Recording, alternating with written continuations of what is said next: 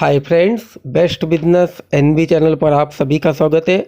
आज के वीडियो में बात करेंगे दोस्तों रानीखेत बीमारी के बारे में। जी हाँ दोस्तों, रानीखेत के बारे में पूरी जानकारी आपको वीडियो में दी जाएगी कि आपको रानीखेत से बचने के लिए क्या करना है, अगर किसी तरह से कोई प्रॉब्लम आती है तो क्या करना पड़ेगा और इसके लक्षण कैसे होते हैं, ये वायरस कहाँ से आता है, कैसा फैलता है, यह सभी जानकारी आपको वीडियो में दी जाएगी। इसीलिए आप इस वीडियो को पूरा अंत तक ज़रूर देखना।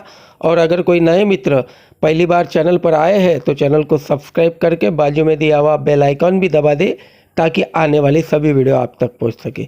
तो चलिए वीडियो स्टार्ट करते हैं। रानीखेत बीमारी सभी उम्र की टर्की और मुर्गियों में पाई जाती है, फिर वो आपका देसी बर्ड्स हो, बॉयलर बर्ड्स हो या और भी किसी प्रजाति की अगर आप मुर्गी या टर्की पाल रहे हो तो इसमें यह पाई जाती है। यह एकदम तीव्र गति से फैलने वाली भयंकर छुआछूत वाली बीमारी है दोस्तों। इस बीमारी में तंत्रिका तंत्र व श्वसन तंत्र दोनों प्रभावित होते हैं, दोनों डैमेज होते हैं दोस्तों। रानीखेत यह रोग वायरस जनित है दोस्तों। जी हाँ, इस रोग का जो इंक्यूबेशन पीरियड होता है ना, वो 5 दिन से लेकर 7 दिन का होता है। अब मैं आपको बता दूं कि ये बीमारी पोल्ट्री शेड के अंदर फैलती कैसे है। यह वायरस हवा से भी इधर उधर फैलता है दोस्तों। साथ ही अगर बीमार मुर्गी के साथ अच्छी मुर्गी आपने एक साथ रखे उससे भी यह वायरस फैलता है। अगर कोई बीमार मुर्गी मरी है और उसको आपने नज़दीकी कहीं फेंक दिया है, छोड़ दिया है, खुले में छोड़ दिया है, इससे भी यह वायरस फैलता है। साथ ही जो मुर्गियों को आप दाना दे रहे हो, पानी दे रहे हो, उसमें से या फिर जो संक्रमित लीटर होता है, यानी मान लो अगर आपका लीटर में बीमारी के अंश है तो उससे भी आपके पोल्ट्री शेड में यह रोग फैल सकता है। उसके बाद में आपका जो पोल्ट्री शेड है उसके आसपास अगर जंगली पशु पक्षी द्वारा भी यह रोग फैल सकता है। मुर्गियों को देखभाल करने वाले जो बंदे आपके अंदर काम कर रहे हैं उनसे भी, या फिर बाहर से कोई लोग आ रहे हैं उनसे भी यह रोग आपके पोल्ट्री शेड में आ सकता है। उसके बाद में जो बीमार पक्षी होता है दोस्तों, उसकी बीट, आंसू और नाक एवं मुंह से जो स्राव निकलता है उससे भी यह रोग फैल सकता है।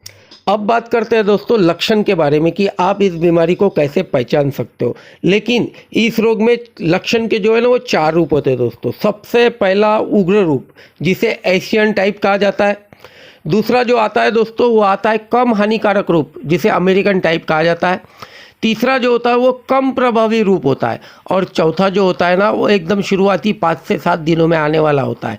तो ये चारों टाइप में क्या क्या सिम्टम्स आपको देखने को मिलेंगे ये मैं आपको बता दूं। तो सबसे पहले बात करते हैं उग्र रूप एशियन टाइप के बारे में। इस अवस्था में मृत्यु दर कितना भी हो सकता है। जी हाँ, कितनी भी आपकी मुर्गियां मर सकती है। साथ ही इस बीमारी का जो पीरियड होता है ना वो 3 से 4 दिन का होता है। बट कभी कभी इस उग्र रूप में एक ही दिन में पूरी मुर्गियां भी मर जाती है। इस अवस्था में मुर्गी मरने के पहले मुर्गी को तेज़ बुखार आता है। जी हाँ, वो पूरी तरह से गर्म हो जाएगी। मुर्गियों को सांस लेने में भी दिक्कत आएगी, बहुत ज़्यादा दिक्कत आएगी। दिक्कत से बचने के लिए मुर्गियाँ मुंह खोलकर भी सांस ले सकती है तथा सांस लेते समय मुर्गियों में से अलग यानी विशेष तरह की आवाज़ हुई। जी हाँ, विशेष तरह की आवाज़ आएगी सांस लेते समय। अगर आप लेयर फार्मिंग कर रहे हो आपकी मुर्गी अंडों के लिए तो एकदम से आपका जो अंडे का उत्पादन है वो पूरी तरह से कम हो जाएगा। मुर्गियों की जो बीट है वो आपको हद से ज़्यादा हरे कलर की दिखेंगी और बदबूदार बीट मुर्गियाँ देगी। उसके बाद में जो कलगी होती है वो आपको थोड़ी हल्की सी काले कलर की गिरते हुए दिखेंगी। उसके बाद में मुंह खोल के तो वो सांस ले रही है लेकिन साथ ही उसके जो पंख है वो पूरी तरह से नीचे लटके हुए रहेंगे। इस अवस्था में इस तरह के लक्षण दिखते हैं।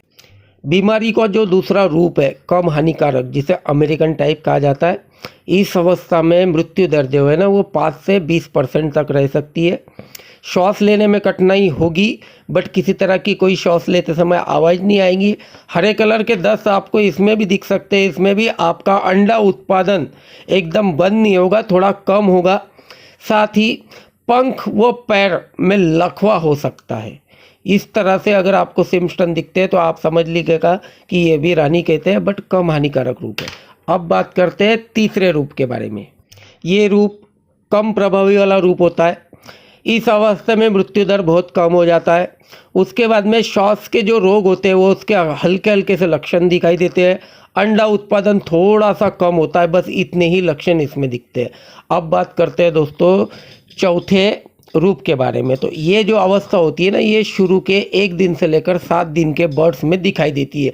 तो इसमें किसी तरह के जो लक्षण है वो पूरी तरह से स्पष्ट नहीं होते, इसलिए इसके लक्षण ज़्यादातर पहचान में नहीं आते कि इसका रानीखेत का लक्षण है या और किसी का। इस वजह से इसमें लक्षण किसी तरह का स्पष्ट नहीं होता, बट इस अवस्था में भी रानीखेत बीमारी बर्ड्स में आ सकती है। अब बात करते हैं दोस्तों रानीखेत के उपचार के बारे में। तो वैसे देखा जाए तो इस बीमारी पर किसी तरह का कोई उपचार परमानेंटली नहीं है, बट अगर बीमारी आती है तो उसका रूप कम करने के लिए, मृत्यु दर को कम करने के लिए हम उनसे मेडिसिन दे सकते हैं। इसका वैक्सीन ही आवश्यक होता है बीमारी से बचने के लिए। जी हाँ, आप पूर्व तैयारी में वैक्सीन देकर ही अपने मुर्गियों को बीमारी से बचा सकते हो। अब बात करते हैं दोस्तों वैक्सीन की, टीकाकरण की। तो रानीखेत की रोकथाम के लिए एफ टाइप लासोटा, R2B, एंडीकिल्ड इत्यादि वैक्सीन का उपयोग किया जाता है।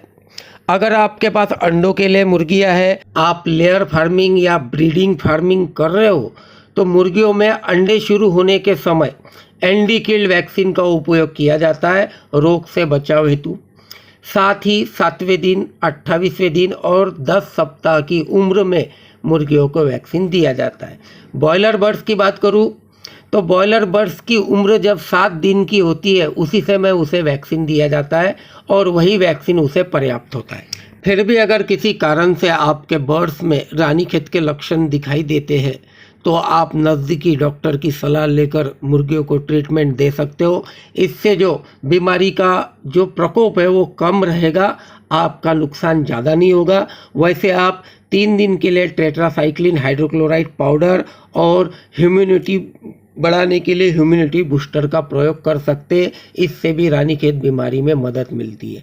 फिर भी आप अपने नज़दीकी डॉक्टर की सलाह से ही आपके एरिया में जो मेडिसिन उपलब्ध है उसी मेडिसिन को आप रानीखेत बीमारी में यूज़ कर सकते हो। लेकिन हो सके तो रानीखेत बीमारी अपने बर्ड्स में ना आए, इसकी पूर्व तैयारी में आपको वैक्सीन करना ही है, क्योंकि वैक्सीन अगर करोगे तो मुर्गियों में बीमारी आने का किसी तरह का कोई खतरा नहीं।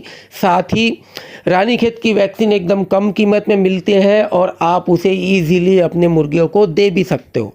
आँखों में भी दे सकते हो, पानी में भी दे सकते हो, इंजेक्शन के द्वारा भी मुर्गियों को वैक्सीन की जाती है। वैक्सीन आपका कम कीमत में होगा और आपकी मुर्गियाँ पूरी तरह से स्वस्थ रहेगी। वही अगर एक बार रानीखेत बीमारी आपके बर्ड्स में आ जाती है तो फिर आपका खर्चा भी बढ़ जाएगा, आपका नुकसान भी ज़्यादा होगा और फिर उस बीमारी को कवर करने के लिए वैक्सीन से कई गुना ज़्यादा आपको खर्चा मेडिसिन में करना पड़ेगा। फिर भी रानीखेत पूरी तरह से कवर होने का किसी तरह का कोई गारंटी नहीं।